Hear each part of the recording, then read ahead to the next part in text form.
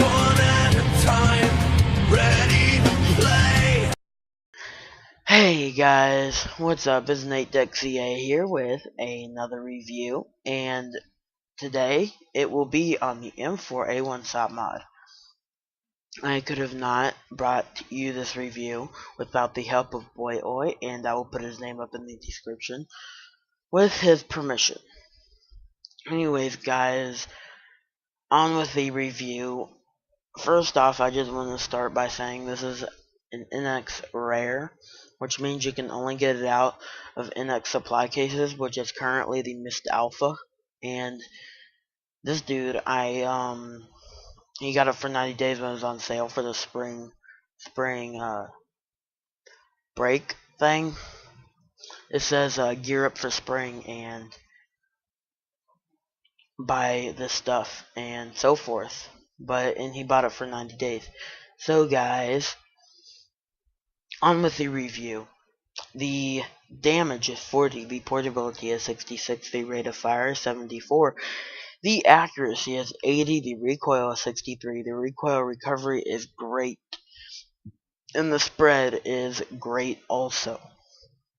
And guys, there is nothing wrong with this gun, and there's only a couple cons, and I will mention that later on in the video. Anyways guys, into depth of the stats.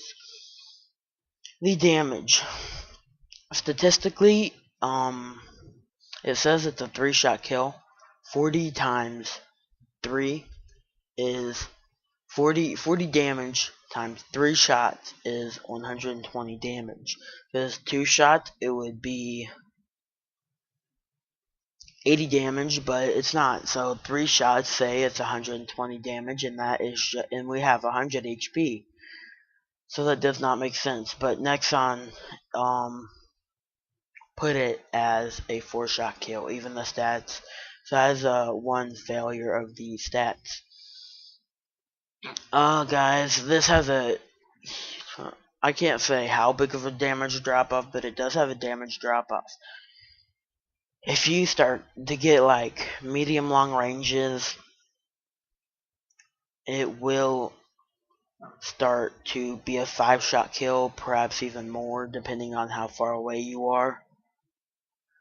Not much, and also you shouldn't be shooting with this gun in far away, mainly just because the scope, and that is a problem right there. That is one of the cons. It's kind of like a side con, but there's 2 main cons. Anyways guys, next is the portability. There is nothing wrong with this portability. It is for those rushers. It's not a camping gun, obviously, because it would be much heavier and the bullets would be much stronger if it was. So that wraps it up for the portability. It's very fast, it's very portable, and it's good for those rushers. Anyways, moving on, the rate of fire is actually, again, extraordinarily good. And there's really nothing much to say about the rate of fire. You can shoot about 5 to 7 bullets on average, give or take a few in some cases, depending on the range and everything else. And combined with the recoil, this gun is deadly in submachine gun to medium ranges. And that gets us into accuracy. You can shoot across a map from this gun, but the scope is preventing it to perform like that, because it has a huge dot. If it had an ACOG or say like an L85 scope, it would perform much better, but yet again it has a huge, or I can't say huge, but a damage drop off. So I don't know how much a different scope would help, maybe if it just didn't have an integrated iTech, it would help better. So we can it would help more.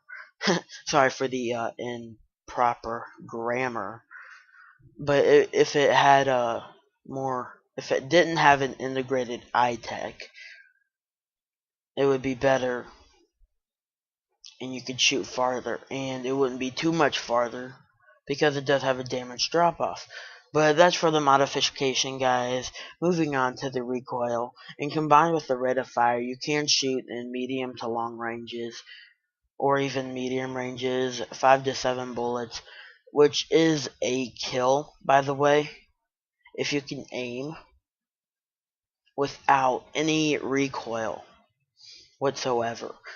And then after the 5 to 7 bullets, give or take a few, like I said before, you will have to like release your mouse button for a second to let it reset, or even just a half a second. You really don't have to take it. It doesn't take that long for this gun to reset its recoil. And the recoil recovery is great. I can't really test that because it has an iTech scope, and it just naturally has low recoil. So I'm assuming it has recoil recovery advantages, and it's really good. But again, I can't tell that because of the integrated iTech. The spread is great, very tight, very accurate. And that's what makes this gun accurate, is it doesn't have a lot of spread. Spread is where the gun is inaccurate. So the more spread it has, the less accuracy it has. So guys, that explains the stats. Moving on to modifications. This has a integrated iTech scope and an integrated silencer, meaning if you do the math, you can only have a extended magazine, guys. Sorry, I couldn't think there for a second. Or a fast reloader magazine, but I would not recommend using a fast reloader magazine just because it reloads fast enough for me. But I'm not you, and you're not me, so you can do whatever you prefer. So I would just leave this gun the way it is because it has a nice reload speed, not too fast, not too slow. And I would never put an extended magazine to just because it would be way too slow for me. And reload speed, guys, to tell you the truth, gets in my way a lot. That's why you don't see me all the time with a extended mag unless I have one of those modern reloads where you just take it out and pop it back in. So guys, my comments about this gun, it's very good. I would recommend it about to anyone, because to renew it, you can't get it standardly, but to renew it if you get it, because this is good for anyone. It's a very noob friendly gun. It is for those pros who love to rush because it has very good portability, and it's a solid 4-shot kill. It's not a 5-shot kill unless you're like in one of those long ranges. And it's not a 3-shot kill. So basically it's an M416 CQB camo without the silencer. And actually I do like the M416 CQB camo better, because if you just pop a silencer on that, that would be a Sopmod. So basically the camo version of the CQB is a Sopmod without the silencer, which I kind of like, but I mean, this has a really good silencer. Anyways, guys, I'm just kind of blabbing on. The C.A.R is actually has lower recoil, 2 points, but it's not like that's gonna matter because this also has 2 points higher damage than the C.A.R. That's about all, guys. My final words for this gun is very good, and like I said before, I would recommend it to anybody who asks me, what gun should I renew with the NX? And if you have a lot of NX guns, including the Sopmod, I would actually renew this gun, but I do not have it, and it was nerfed at the time I was using it, so I did not choose to renew it, and I sold it back for GP. and that sucks for me. So, guys, I know you don't want to hear me QQing, but I hate that. So, my rating for this gun is a 10 out of 10. Perfect, nothing wrong with it. And did I talk about the cons? I don't think so. It has a damage drop off. I think I said that. But what I didn't say, at least I don't remember, it has side to side recoil, which is actually kind of weird, but I mean, if you want this gun, that's one thing you would have to get used to, but not a huge thing. It really wouldn't be an M4A1 if it didn't have side-to-side recoil, but you can control that with tapping if you really hate that, but it doesn't really bother me. I still love this gun. It's still a 10 out of 10. The major con for this gun for me at least is the iTech.